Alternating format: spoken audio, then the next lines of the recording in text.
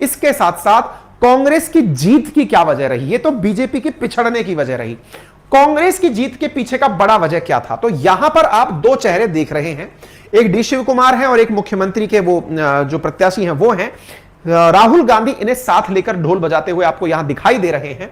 यहां पर आप जो देख रहे हैं उनमें जीत का सबसे बड़ा कारण जो निकाला गया, जयराम रमेश जी का कहना है कि जहां जहां भारत जोड़ो यात्रा की गई थी वहां का जो स्ट्राइक रेट रहा वो बहुत सकारात्मक रहा है।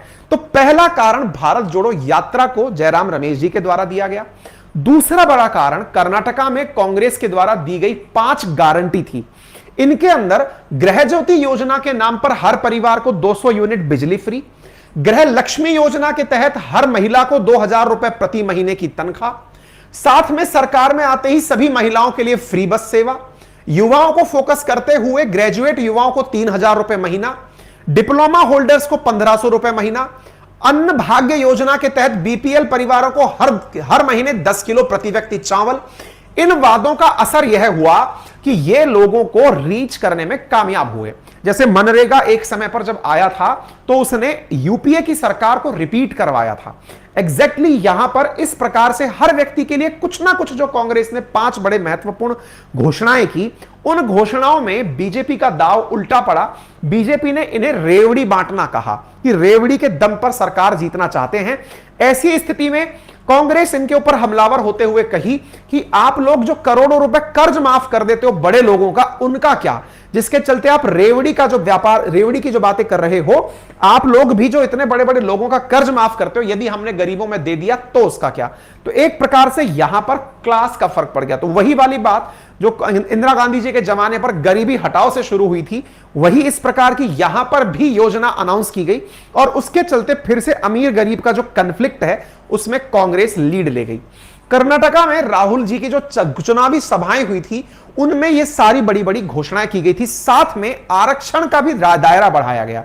एससी का रिजर्वेशन 15 से बढ़ाकर 17%, एसटी का रिजर्वेशन 3 से बढ़ाकर 7% करने की घोषणा की गई। इसके साथ साथ जो भ्रष्टाचार था, उस भ्रष्टाचार के मामले पर कांग्रेस काफी ज्यादा आक्रामक रही। 40% कमीशन का जो मामला है यह काफी जगह उठाया गया। इस तरह से उठाया गया कि एक रेट लिस्ट जारी करके बता दिया कि बीजेपी किस प्रकार से सबसे परसेंटेज में कट लेती है, सरकार होते हुए भी वो काम करने के नाम पर कमीशन खोरी करती है। एक रेट लिस्ट बकायदा जारी कर दी गई जिसे करप्शन रेट लिस्ट कहा गया, जिसमें सीएम पोस्ट के लिए 2500 करोड़ रुपए, मिनिस्टर पोस्ट के लिए 500 करोड़ रुपए, जॉब कार्ड के लिए मतलब बीडीए का कमिश्नर 10 से 15 करोड़ रुपए, केपीएससी का जो कर्नाटका पीएससी है उसके चेयरमैन का 5 से लेकर 15 करोड़ रुपए, एसपी की रेट 5 से लेकर 15 करोड़ रुपए, वाइस चांसलर की 5 से लेकर 10 करोड़ रुपए, तहसीलदार और एडिशनल कमिश्नर इन सब के लिए 50 से लेकर के 3 करोड़ रुपए। इस तरह की रेट लिस्ट यहां पर मुद्दे के रूप में प्रकाशित होना शुरू हो गई। इसके साथ साथ पार्टी के जो पूर्व मुख्यमंत्री सिद्धारमैया और डी शिव कुमार जो हैं, इनके जो बीच के 2 धड़े थे उन्हें साधने में राहुल गांधी कामयाब रहे। उन्हें पूरे समय साथ रखते हुए उन्होंने अपना चुनाव प्रचार किया है। साथ में कांग्रेस की तरफ से सोनिया गांधी काफी लंबे समय बाद खुद चुनाव प्रचार में दिखाई दी। कांग्रेस की एकजुटता, एक साथ पूरे मतलब एग्रेशन के साथ अपने मुद्दे पर टिके रहना और जो बीजेपी के मुद्दे थे उन मुद्दों पर तुरंत रूप से आकर के रिप्लाई करना, उसने कांग्रेस को यहां पर काफी बढ़त दिलाई, जिसका परिणाम फिलहाल के रूप में निकल कर आ रहा है। स्थानीय मुद्दों की अगर बात करें तो स्थानीय मुद्दे यहां पर काफी हावी हुए। कांग्रेस ने आखिरी वक्त में पीएफआई और बजरंग दल को बैन करने की जैसे ही बात की, बीजेपी ने बजरंग बली के नाम पर नारे लगवाने शुरू कर दिए। लेकिन कांग्रेस उनसे भी एक कदम आगे जाते हुए बोली कि वो हर राज्य में जगह मतलब पूरे राज्य में जगह जगह जाकर हनुमान मंदिर बनवाएगी। तो इस तरह से कांग्रेस बीजेपी के सामने हल्की नहीं पड़ी। जो मुद्दे बीजेपी ने उठाए उन पर तत्काल प्रतिक्रिया दी। एडमेंट होकर कांग्रेस अपने ऊपर नहीं चलती गई। यह पूरी तरह से एक बेटर मैनेजमेंट के निशानी के रूप में कर्नाटका निकल कर आया है और यह कांग्रेस के लिए एक बहुत लैंडमार्क विक्ट्री है।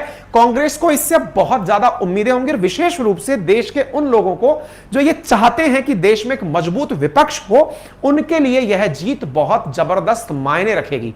सत्ता परिवर्तन लोकतंत्र में जनता की चाहत के अनुरूप होता है।